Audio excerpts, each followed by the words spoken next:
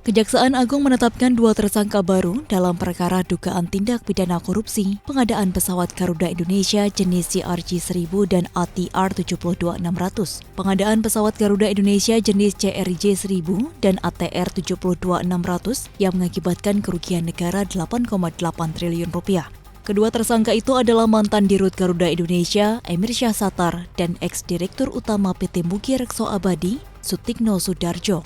Sebelumnya, Kejaksaan telah mengumumkan 3 tersangka di kasus ini. Di antaranya Setio Wibowo, VP Strategic Management Office Garuda Indonesia periode 2011 hingga 2012, hingga Albert Burhan, VP Treasury Management Garuda Indonesia periode 2005 hingga 2012.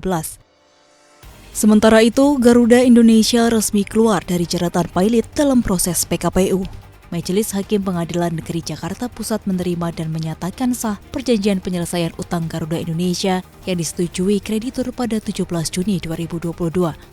Direktur Utama Garuda Indonesia Irfan Setiaputra menyebut jika proses restrukturisasi akan dilanjutkan selama 30 hari untuk finalisasi dengan kreditur, apalagi ada beberapa kreditur yang tidak terverifikasi, namun teridentifikasi seperti Boeing. Irfan menambahkan, rencana penanaman modal negara yang disetujui DPR juga bisa segera dilanjutkan karena homologasi sudah selesai.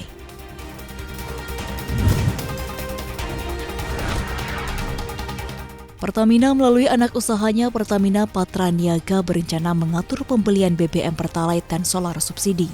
Pembeli Pertalite diwajibkan untuk mendaftar ke website My Pertamina pada 1 Juli 2022. Pihak Pertamina akan memberikan waktu kepada masyarakat pembeli bensin Pertalite untuk segera mendaftar ke website My Pertamina. Nantinya operator SPBU akan melihat apakah kendaraan tersebut sudah terdata di My Pertamina. Jika sampai waktu yang ditentukan konsumen belum mendaftar, maka konsumen tersebut tidak bisa membeli BBM Pertalite.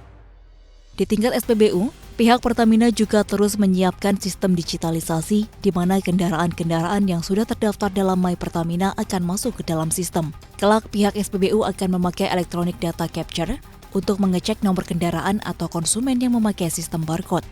Nantinya aplikasi My Pertamina akan meniru sistem registrasi yang terdapat pada fitur aplikasi Peduli Lindungi yang selama ini sudah diterapkan dalam mencegah penyebaran kasus COVID-19.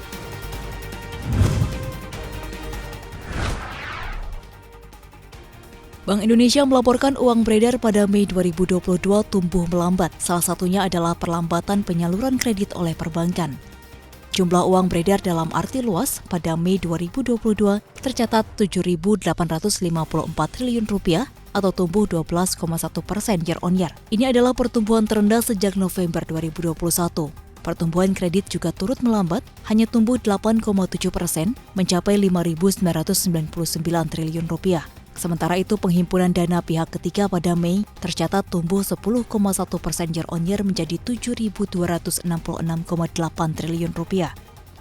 Melambatnya pertumbuhan uang beredar sejalan dengan sikap konsumen yang mengurangi belanja usai liburan serta adanya lonjakan harga alias inflasi. Bank Indonesia menyebutkan pertumbuhan M2 pada Mei terutama dipengaruhi oleh perkembangan ekspansi keuangan pemerintah dan penyaluran kredit. Ekspansi keuangan pemerintah tercatat melambat, tercermin dari tagihan bersih kepada pemerintah pusat yang tumbuh 3,8% year on year, lebih rendah dibandingkan dengan pertumbuhan pada April 2022 sebesar 22,3% secara tahunan.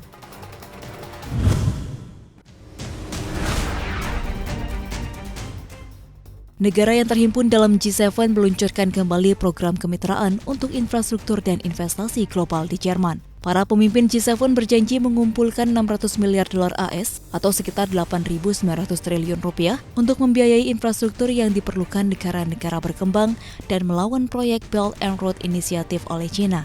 Amerika Serikat CS akan menjaring dana swasta dan publik selama 5 tahun dengan nama Partnership for Global Infrastructure and Investment. Presiden Amerika Serikat Joe Biden menyatakan program ini akan memberikan keuntungan bagi semua orang. Biden pun menyebutkan negeri Paman Sam akan memobilisasi 200 miliar dolar AS dalam bentuk dana hibah, dana federal dan investasi swasta ke negara berpenghasilan rendah dan menengah. Sementara Uni Eropa akan memobilisasi 300 miliar euro dalam periode yang sama. Presiden Komisi Eropa Ursula von der Leyen menyatakan pembiayaan ini menjadi alternatif skema pembiayaan lain dari China. Skema Belt and Road inisiatif Cina melibatkan program dan pembangunan di lebih dari 100 negara yang bertujuan untuk menciptakan versi modern rute perdagangan jalur sutra kuno dari Asia ke Eropa. Namun pejabat Gedung Putih menuding inisiatif Cina itu hanya memberikan sedikit manfaat bagi negara berkembang.